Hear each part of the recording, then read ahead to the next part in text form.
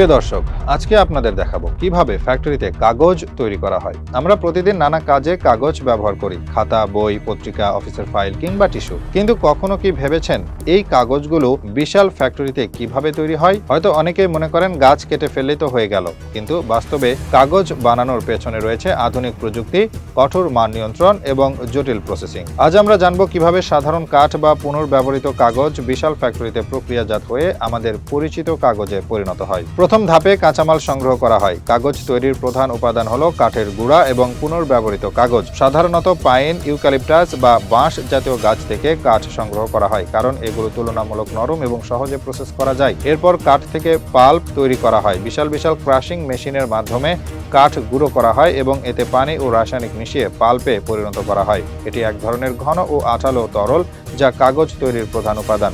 এরপর পাল্প পরিষ্কার ও পরিশোধন করা হয়। এই ধাপে পানি দিয়ে পাল্প ধুয়ে ফেলা হয়, যাতে এতে থাকা গাছের আঁশ, অপ্রয়োজনীয় রাসায়নিক ও ময়লা দূর হয়ে যায়। এরপর এটি ব্লিচিং করা হয়, যাতে কাগজ উজ্জ্বল সাদা হয়। এরপর পাল্পকে পাতলা শিটে রূপান্তর করা হয়। বিশাল রোলার মেশিনের মাধ্যমে পাল্পের এই তরল মিশ্রণকে একদম সমান করে কাগজের পাতলা শিটে রূপান্তরিত করা হয়। এরপর কাগজ শুকানোর ধাপে যায়। বিশাল শুকানোর মেশিনের মাধ্যমে এই ভেজা শিটগুলোর পানি বের করে দেওয়া হয় এবং ধাপে ধাপে শুকিয়ে শক্ত করা হয়। এরপর কাগজ মসৃণ ও শক্ত করার জন্য প্রেসিং করা হয়। বিশাল রোলার প্রেসের মাধ্যমে কাগজকে আরো মসৃণ করা হয় এবং শক্তি বাড়ানো হয়, যাতে এটি সহজে ছিঁড়ে না যায়। এরপর কাগজের গুণগত মান পরীক্ষা করা হয়। প্রতিটি ব্যাচ থেকে নমুনা নিয়ে ল্যাবে পরীক্ষা করা হয়, যাতে নিশ্চিত করা যায় কাগজের শক্তি, রং, মসৃণতা এবং ছাপার উপযোগিতা ঠিক আছে কিনা। সব ঠিক থাকলে কাগজকে বড় রোল বা নির্দিষ্ট আকারে কেটে প্যাক করা হয়। কিছু কাগজ বিশাল রোল আকারে রাখা হয়, যা পত্রিকা বা ছাপাখানার জন্য ব্যবহৃত হয়। আবার কিছু কাগজ কেটে বান্ডিল বা খাতার আকারে তৈরি করা হয়। সবশেষে কাগজ বাজারে পাঠানো হয়, যেখান থেকে এটি আমরা কিনে ব্যবহার করে থাকি।